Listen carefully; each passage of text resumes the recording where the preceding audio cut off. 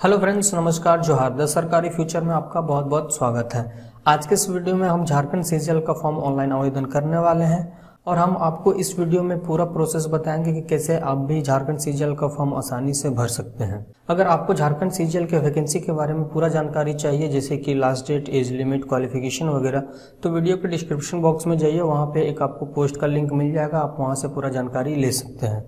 Hello दोस्तों, मेरा नाम है अशोक। तो चलिए फॉर्म भरना शुरू करते हैं। फॉर्म भरने से पहले मैं आपसे एक छोटा सा रिक्वेस्ट करना चाहूंगा कि अगर आपने हमारे यूट्यूब चैनल द सरकारी फ्यूचर को सब्सक्राइब नहीं किया है तो इस रेड कलर वाले बटन को दबाकर सब्सक्राइब कर लें, ताकि फ्यूचर में आपको और भी जानकारियां मिल सकें। डिस्क्रिप्शन बॉक्स में आपको अप्लाई का लिंक मिल जाएगा। जैसे ही आप उस पर क्लिक करेंगे तो सीधा इस पेज पे आप चले आएंगे। इस पेज पे आने के बाद आप यहाँ पे देख सकते हैं कि झारखंड सीजीएल की वैकेंसी के बारे में पूरा डिटेल्स दिया हुआ है। आप डिटेल्स को पढ़ना चाहते हो तो पढ़िए, नहीं तो आप सीधा चले आइए नीचे, और नीचे भी यहाँ पे देखिए अप्लाई ऑनलाइन का एक लिंक है। जब आप इस पर क्लिक करेंगे तो आप ऑनलाइन पोर्टल पे चले आएंगे। ये झारखंड सीजीएल का ऑनलाइन पोर्टल ऑफिशियल है। तो अब यहाँ पे देख सकते हैं कि यहाँ पे हमें एक न्यू रजिस्ट्रेशन का लिंक मिल चुका है। तो चलिए हम नया रजिस्ट्रेशन कर लेते हैं। जैसे आप नया रजिस्ट्रेशन वाले बटन पे क्लिक करेंगे तो सीधा इस फॉर्म पे आ जाएंगे। आप यहाँ पे देख सकते हैं ये फॉर्म आपका रजिस्ट्रेशन का खुल चुका है। तो चलिए हम लोग फॉर्म भरना शुरू करते हैं। सबसे पहला ऑप्शन है, have you done payment for JGGLCCE 2019। इसका कहने का मतलब ये है कि क्या आपने 2019 में जो झारखंड सीजीएल का फॉर्म आया था वो आप भरे थे या नहीं। अगर आपने भरे हैं तो आप यहाँ पे यस करेंगे, और उस टाइम जो भरे थे तो आपके पास एक प्रिंट आउट होगा। प्रिंट आउट में आप देखेंगे वहाँ पे आपको एक रजिस्ट्रेशन नंबर मिलेगा। उस रजिस्ट्रेशन नंबर को आप यहाँ पे फिल करेंगे। रजिस्ट्रेशन नंबर फिल करने का क्या बेनिफिट है वो मैं आपको बता देता हूँ। अगर आप 2019 में फॉर्म भरे थे ये झारखंड सीजीएल का, और आप रजिस्ट्रेशन नंबर यहाँ पे डालते हैं, तो आपको जो यहाँ फ़ी जो लग रहा है 100 रुपये और 50 रुपये, वो फ़ी आपका यहाँ पे नहीं लगेंगे।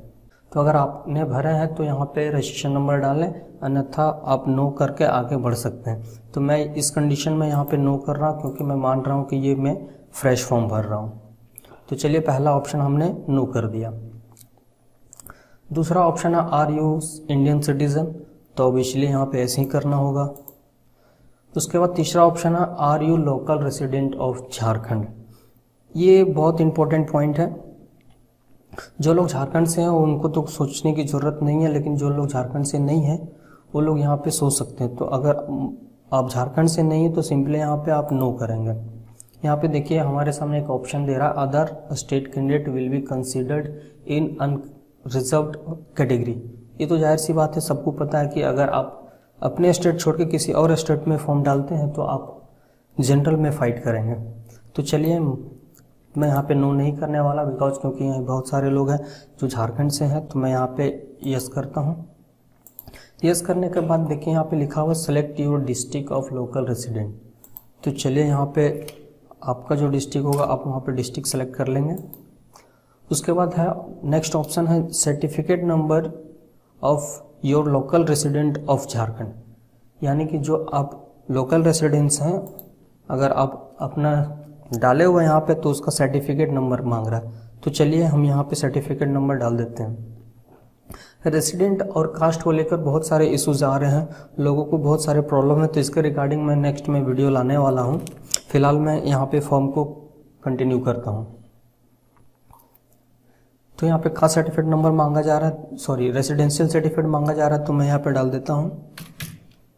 आप अपना सर्टिफिकेट में देखेंगे जो होगा वही लिखेंगे आप। सर्टिफिकेट नंबर डालने के बाद अगला ऑप्शन है, local resident certificate issuing authority. यानी कि आपका जो सर्टिफिकेट वो कौन इशू किया है। देखिए आपके सामने यहाँ पे 3 ऑप्शन है, डीसी, एसडीओ और सीओ। जब आप सर्टिफिकेट देखेंगे तो आपके सर्टिफिकेट में ऊपर में लिखा होगा, अगर डीसी अप्लाई किया, मतलब डीसी के द्वारा इशू किया गया है तो वहाँ डेप्यूटी कमिश्नर लिखा हुआ होगा। अगर एसडीओ के द्वारा निर्गत किया गया यानी कि इशू किया गया तो वहाँ पे लिखा होगा सब डिविजनल ऑफिसर, और सीओ के द्वारा किया गया तो वहाँ पे लिखेगा सर्किल ऑफिसर। तो यहाँ पे आप अपना सर्टिफिकेट में ऊपर में देख लेंगे कि कौन आपके सर्टिफिकेट को इशू किया होगा, उसके अनुसार आप डालेंगे। मेरे अनुसार यहाँ पे एसडीओ के द्वारा बना गया है। उसके बाद आप देखेंगे कि आपका सर्टिफिकेट में इशू डेट होगा, यानी कि किस दिन आपका सर्टिफिकेट इशू हुआ है। तो चलिए हम डाल लेते हैं हम अपने सर्टिफिकेट के अनुसार। चलिए अगला ऑप्शन देख लेते हैं। अगला ऑप्शन है matriculation and intermediate from affiliated school college institution situated with the geographical area of Jharkhand. क्या मतलब इसका कहने का मतलब है कि मैट्रिक और इंटर जो आप पास किए हैं, क्या वो स्कूल और कॉलेज आपका झारखंड में था या झारखंड से बाहर था? तो मेरे कंडीशन में ये झारखंड में ही था, हमने यहाँ पे एस कर दिया। अब यहाँ पे एक अगला ऑप्शन है knowledge of local customs language and surrounding of Jharkhand state. तो ऑब्वियसली इसको यस ही करना होगा। अब यहाँ पे बात आती है रिजर्वेशन कैटेगरी की। तो जैसे कि हमने यहाँ पे पहले बताया था कि अगर आप यहाँ पे are you local residence of Jharkhand को नो करते हैं तो ये ऑटोमेटिक अनरिजर्व ले लेगा, लेकिन हमने यस किया है। तो यानी कि अब आती है कैटेगरी की बारी। अगर आप भी झारखंड से हैं और जनरल से हैं तो आप यहाँ जनरल टिक करेंगे। अगर आपके पास EWS सर्टिफिकेट तो आप EWS करेंगे, EBC, BC1 और SC/ST जो भी आपका कैटेगरी होगा आप यहाँ पे टिक कर लेंगे। तो मेरे कंडीशन में मैं यहाँ पे टिक कर लेता हूँ। देखिए यहाँ से फिर से हमको एक मैसेज शो कर रहा है, यहाँ पे लिख रहा है मैरिड। ध्यान से देखिएगा, मैरिड फीमेल कैंडिडेट। अगर ये फीमेल कोई वीडियोस देख रहे हैं तो मैं आपके लिए स्पेशल बता दे रहा हूँ। यहाँ पे एक मैसेज शो कर रहा है married female candidate must ensure that he has caste certificate with father's name. इसका कहने का मतलब है अगर कोई फीमेल कैंडिडेट है, अगर वो शादीशुदा है तो उनका जो कास्ट सर्टिफिकेट बनेगा उसमें फादर का नाम होना चाहिए, ना कि हस्बैंड का नाम। अगर हस्बैंड का नाम होता है तो कोई दिक्कत नहीं, लेकिन फादर का नाम मस्ट होना ही चाहिए। फादर का नाम होना चाहिए। चलिए ये चीज़ आपको अच्छे से समझ में आ जाना चाहिए। चलिए हमने यहाँ पे EBC कैटेगरी डाल दिया। अब आते हैं नेक्स्ट। अगर आप यहाँ EBC सेलेक्ट करते हैं तो आपको सर्टिफिकेट नंबर मांगा जाएगा। अगर आप जनरल सेलेक्ट करते हैं तो नहीं मांगा जाएगा। EWS, EBC1, BC2, SC/ST ये चारों के लिए यहाँ पे सर्टिफिकेट नंबर डालना होगा। तो चलिए हम यहाँ सर्टिफिकेट नंबर डाल देते हैं।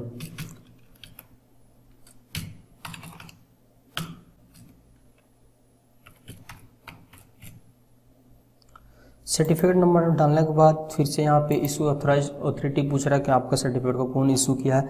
जैसे कि रेसिडेंशियल में हुआ था सेम से यहाँ पे आपका कास्ट में भी हो रहा, तो इस कंडीशन में भी मतलब जो भी मेरे पास सर्टिफिकेट है उसको SDO ने इशू किया है। उसका डेट भी मैं डाल दे रहा हूँ।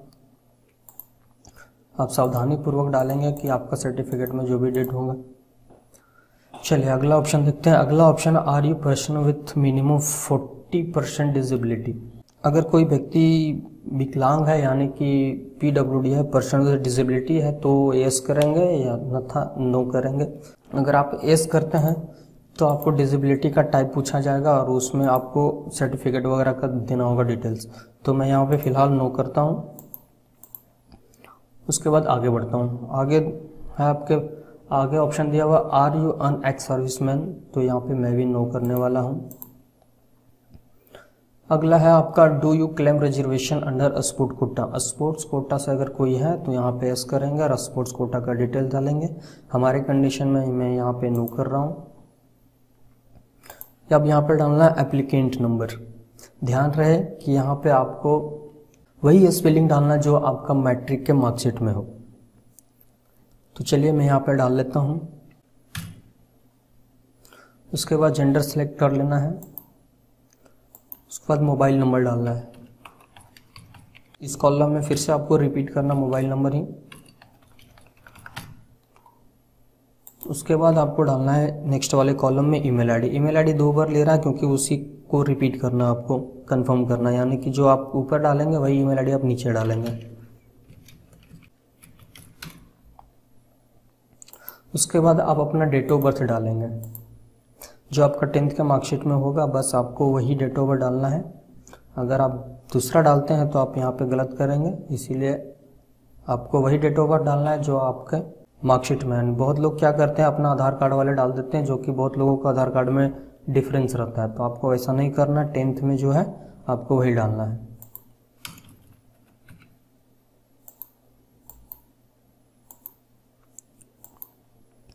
उसके बाद यहाँ पे कैप्चा कोड डालना। बट यहाँ पे एक चीज़ मैं बता दूँ, कैप्चा कोड अगर फॉर्म आप ऊपर से भरते आ रहे हैं तो कैप्चा कोड को एक बार आप ज़रूर रिफ्रेश कर लें, नहीं तो पूरा फॉर्म आपका रीसेट हो जाएगा अगर ज़्यादा टाइम आप ले लेते हैं तो। और यहाँ गलती भी नहीं डालना, अगर कैप्चा कोड आप गलती डालेंगे तो पूरा फॉर्म भरा हुआ आपका फिर से ये ख़राब हो जाएगा। तो चलिए हम यहाँ पे कैप्चा कोड डाल लेते हैं। कैप्चा कोड डालने के बाद सीधा आपको सबमिट एंड कंटिन्यू करना है। आपको यहाँ पे घबराना नहीं है, क्योंकि ये आपका फिर से एक रिव्यू फॉर्म खुलेगा, यानी कि ये प्रॉपर तरीके से अभी सबमिट नहीं हो रहा है। रिव्यू फॉर्म खुलने मतलब ये पूरा डेटा एक बार फिर से आपके सामने आएगा, उसके बाद ये सबमिट लेगा। तो चलिए हम यहाँ पे सबमिट एंड कंटिन्यू करते हैं। यहाँ पे लिख रहा है कि अगर आप एक बार अगर आप इसको एक बार सबमिट कर देते हैं तो आप इसको चेंज नहीं कर सकते। लेकिन मैं आपको एक चीज़ बता दे रहा हूँ कि पूरा का पूरा फॉर्म भरने के बाद भी आप यहाँ पे देख सकते हैं करेक्शन डेट, यानी कि 19 से लेकर 19, 20, 21 3 दिन, यानी 19, 20, 21 फरवरी, यानी कि 3 दिन आपको इसको करेक्शन करने का, यानी कि पूरा का पूरा फॉर्म भरा हुआ आपको सुधार करने का मौका मिलेगा। लेकिन हम लोग उस डेट पे क्यों जाए? अगर हम यहाँ पे सही फॉर्म भरेंगे तो उस डेट को हम लोग क्यों जाएंगे? इसीलिए यहीं पे फॉर्म आपको बढ़िया से भरेंगे। बाय मिस्टेक अगर गलती हो जाता है तो आप उस डेट का यूज़ करके अपना फॉर्म को सुधारेंगे। तो चलिए फिलहाल हम यहाँ पे सबमिट करते हैं। जैसे ही आप सबमिट और कंटिन्यू बटन पे दबाएंगे तो देखिए यहाँ पे आपको पूरा का पूरा भरा हुआ फॉर्म मिल जाएगा। आप इसको बढ़िया से चेक करेंगे, उसके बाद सारा चीज़ चेक करने के बाद उसके बाद ही आप कंफर्म एंड सबमिट बटन पे क्लिक करेंगे। ये आपका फाइनल सबमिट होगा। इसीलिए मैं बोल रहा हूँ कि इस पेज में जितना भी डाटा आपका फिल किया हुआ वो बढ़िया से आप चेक करेंगे, उसके बाद ही कंफर्म एंड सबमिट बटन पे क्लिक करेंगे। अगर कोई भी आपको क्वेरी कुछ भी क्वेश्चन आपको पूछना है, जितना भी फॉर्म भरा हुआ है उसके रिगार्डिंग, तो आप नीचे मुझे कमेंट कर सकते हैं, मैं उसका ज़रूर आंसर दूंगा। तो चलिए यहाँ पे कंफर्म एंड सबमिट करते हैं। ये फाइनल सबमिट आप ध्यान रखेंगे। तो चलिए कंफर्म एंड सबमिट बटन पे क्लिक करता हूँ।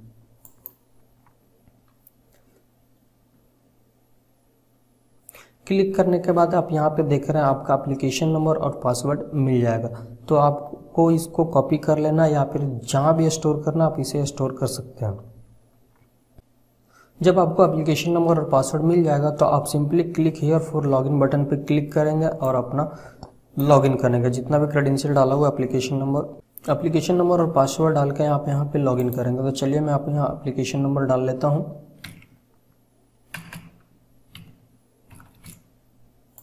और यहाँ मैं पासवर्ड भी डाल लेता हूँ और कैप्चा कोड डाल के सीधा आपको लॉगिन करना है। जैसे ही आप लॉगिन करेंगे तो आपका भरा हुआ फॉर्म आपके सामने फिर से यहाँ ओपन हो जाएगा। यहाँ पे एक मैसेज शो कर रहा है, ध्यान दीजिएगा। If you have received application number इतना इतना at your register mobile number then proceed, otherwise click log out to button above. अगर आपको आपके मोबाइल पे ये रजिस्ट्रेशन नंबर आता है तो ही आप इसको आगे करेंगे, या अन्यथा आप लॉग आउट करके फिर से लॉगिन करेंगे। ठीक है, तो चलिए हम आगे की प्रोसेस देख लेते हैं। जितना भरा हुआ फॉर्म है वो आपको यहाँ पे दिख जाएगा। उसके बाद आपको आगे का फॉर्म आपको भरना है। तो चलिए आगे का फॉर्म हम लोग भर लेते हैं। जैसे कि यहाँ पे फादर का नाम पूछा जा रहा है, तो चलिए फादर का नाम डाल देते हैं।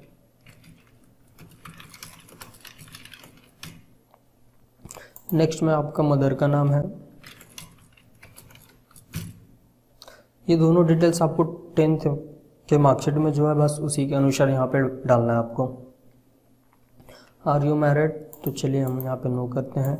आधार नंबर के कंडीशन में ये मैंडेटरी नहीं है, अगर आपको डालना है तो आप डाल सकते हैं, या अन्यथा आप इसको छोड़ सकते हैं। अगला ऑप्शन है आपके सामने identification mark of the candidate, यानी कि पहचान का चिन्ह आपको डालना है। जो भी हाथ वगैरह में तिल वगैरह का निशान हो, 2 ले रहा है तो हम यहाँ दोनों डाल देते हैं।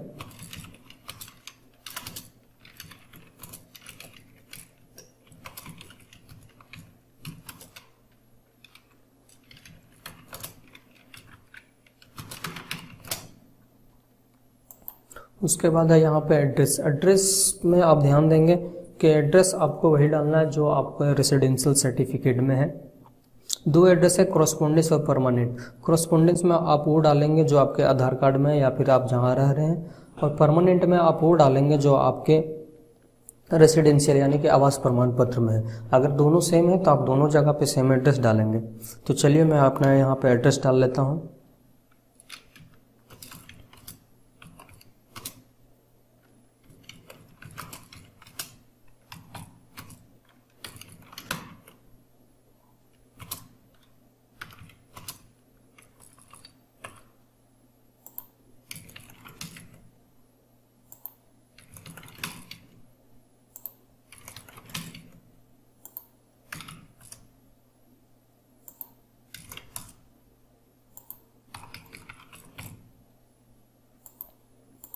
अगर आपका दोनों एड्रेस सेम है तो आपको यहाँ फिर से टाइप करने की ज़रूरत नहीं है। आप यहाँ पे एक बटन दिख रहा होगा आपको, सेम एज कॉरस्पॉन्डेंस एड्रेस, तो आप इसको टिक आउट कर सकते हैं। टिक आउट करने के बाद देखिए आपके सामने पूरा का पूरा एड्रेस भरा हुआ आ रहा है। चलिए अगला है आपका एजुकेशनल क्वालिफिकेशन। यहाँ पे आपके सामने तीनों मार्कशीट होने चाहिए, 10th 12th और ग्रेजुएशन का। तो सबसे पहला जो ऑप्शन पूछ रहा है वो नेम ऑफ स्कूल, कॉलेज या इंस्टीट्यूशन, मतलब जहाँ से आप 10th क्लास की पढ़ाई किए हैं वो मांग रहा है। तो चलिए हम यहाँ पर डाल देते हैं।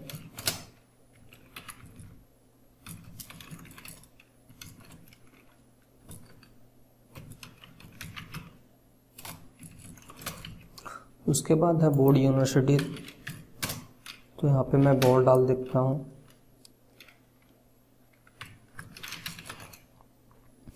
उसके बाद है पासिंग ईयर, परसेंटेज, सब्जेक्ट। आप 10th में बहुत सारे लोग कंफ्यूज होते हैं कि सब्जेक्ट क्या डालना। आप यहाँ पे ऑल सब्जेक्ट लिख सकते हैं, या फिर जितना भी सब्जेक्ट आपका होगा मैंडेटरी यानी कि जिस पे आपका परसेंटेज बना है 10th का, आप उतना सारा सब्जेक्ट भी यहाँ पे डाल सकते हैं। तो मैं यहाँ पे पूरा का पूरा सब्जेक्ट डालने वाला हूँ।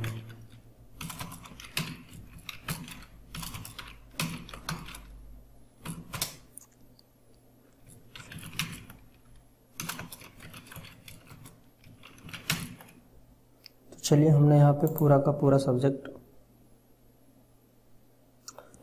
Please input alphabet character only. चलिए हमने यहाँ पे एक मिस्टेक किया है कि जब सब्जेक्ट मैं लिख रहा था सब्जेक्ट के बाद मैं कॉमा लगा रहा था, तो वो चीज़ आपको नहीं लगाना है।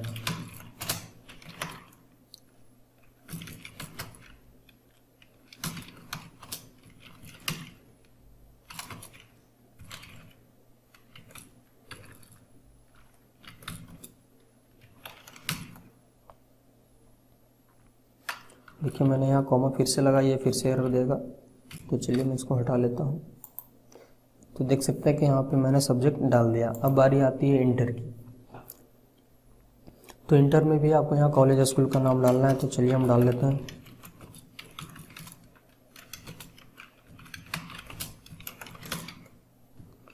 बोर्ड का नाम,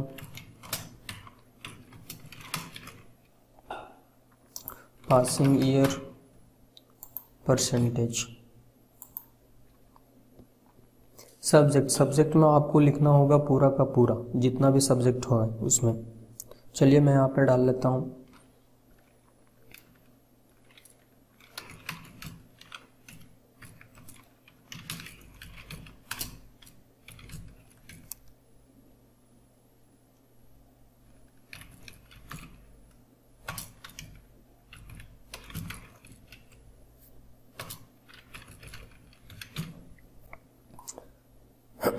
आप यहाँ पे देख सकते हैं कि मैंने यहाँ पे सब्जेक्ट डाल दिया है। अब आते हैं ग्रेजुएशन के बारे। तो ग्रेजुएशन में भी आपको जैसा ऊपर के 2 कॉलम फिल किए हैं वैसे ही आपको ये भी फिल करना है, यानी कि फिर से आपको यहाँ पे कॉलेज का नाम डालना है। तो मेरा सेम कॉलेज है तो मैं यहाँ पे सेम कॉलेज डाल देता हूँ।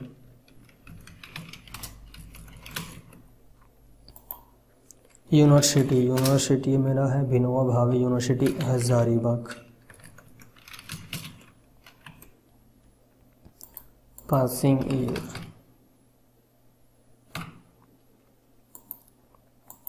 उसके बाद डालना आपको परसेंटेज। अब बारी आती है सब्जेक्ट पे। तो यहाँ पे आपको पूरा का पूरा सब्जेक्ट नहीं डालना है क्योंकि इसमें बहुत सारे सब्जेक्ट होते हैं सेमेस्टर वाइज। तो आपको यहाँ पे ऑनर्स सब्जेक्ट डालना है जो आपका ऑनर्स होगा। तो मेरा यहाँ पे है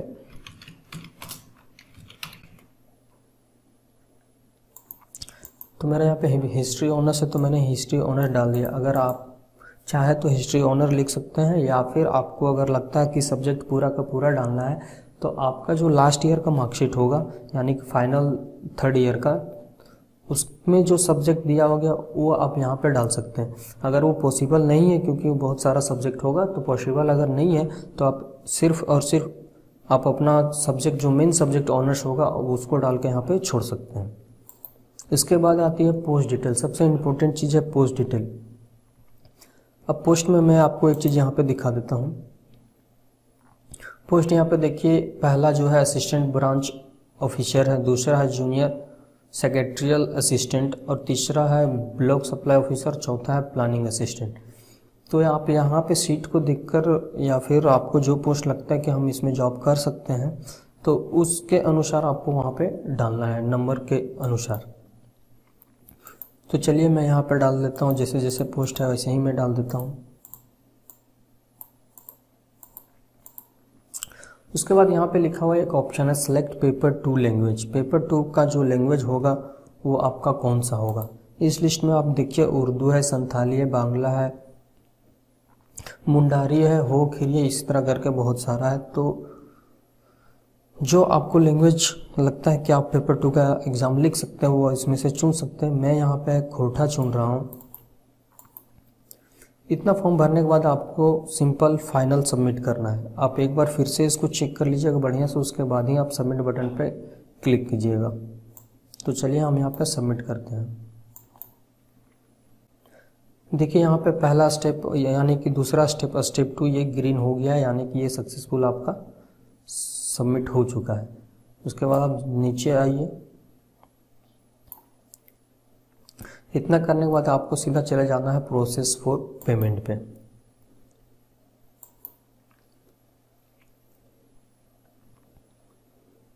पेमेंट का आने के बाद देखिए यहाँ पे फिर से आपको क्लिक करना सबमिट टू प्रोसीड पेमेंट। क्लिक करने के बाद यहाँ SBI कलेक्ट का ये गेटवे खुल जाएगा जहाँ से SSC CGL का पेमेंट होगा। यहाँ पे आने के बाद यहाँ पे आपको सेलेक्ट करना ये वाला ऑप्शन आप देख सकते हैं JGGLCCE,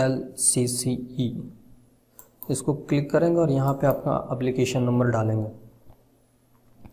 लेकिन एप्लीकेशन नंबर आप तभी डालेंगे, यहाँ पे देखिए एक लिखा हुआ है यू आर रिक्वेस्ट टू पे your examination fee after 24 hours of submission of online, यानी कि 24 घंटे के बाद आपको इसका पेमेंट करना है। यानी कि हम अगर अभी करेंगे पेमेंट तो शायद ये पेमेंट ना ले, फिर भी मैं एक बार देख लेता हूँ यहाँ पे, लेकिन श्योर 100% है कि ये पेमेंट नहीं लेगा। तो यहाँ पे आपको डालना है एप्लीकेशन नंबर। एप्लीकेशन नंबर जैसे ही डालेंगे तो आपका पूरा का पूरा डिटेल्स आ जाएगा, जैसे कि नाम, father name, mobile number, email ID वगैरह। अगर यहाँ आपका डिटेल सही से आता है तो ही आप पेमेंट करेंगे, अन्यथा आप इसको कैंसिल करके दूसरा रजिस्ट्रेशन कर सकते हैं। तो चलिए हम यहाँ पे सबमिट करते देखते हैं कि क्या मैसेज देता है। देखिए अगर आपका 24 आवर्स नहीं होगा तो इस तरह का मैसेज आपको शो करेगा। अगर यहाँ पे आपका सक्सेसफुल पेमेंट हो जाता है तो आप फिर से वहीं पे आएंगे और यहाँ पेमेंट प्रोसेस जो लिखा हुआ है ये भी आपका ग्रीन हो जाएगा। उसके बाद नेक्स्ट ऑप्शन आपका फ़ोटो और साइन। तो फ़ोटो और साइन अपलोड करने के बाद आपका सीधा प्रिंट आउट जनरेट हो जाएगा। फ़ोटो और सिग्नेचर के रिगार्डिंग मैं नेक्स्ट वीडियो लाने वाला हूँ। अगर पेमेंट आपका यहाँ पे सक्सेसफुल हो जाता है तो आप यहाँ पे देखेंगे कि आपका ये ग्रीन हो जाएगा अगर सक्सेसफुल पेमेंट होता है तो। उसके बाद आपका नेक्स्ट ऑप्शन है, मतलब नेक्स्ट स्टेप है फ़ोटो और सिग्नेचर। तो यहाँ पे आप फ़ोटो और साइन अपना अपलोड करेंगे। अपलोड करने के बाद जैसे ही फ़ोटो साइन सबमिट करेंगे तो आपका एप्लीकेशन स्लिप जनरेट हो जाएगा। उस एप्लीकेशन को आप फ्यूचर रेफरेंस के लिए प्रिंट आउट करके ज़रूर रखेंगे। अगर पॉसिबल होता है तो हम फ़ोटो और साइन का एक सेपरेट वीडियो बना के इस चैनल पे अपलोड कर देंगे। तो चलिए इस वीडियो को हम यहीं पे लास्ट करते हैं।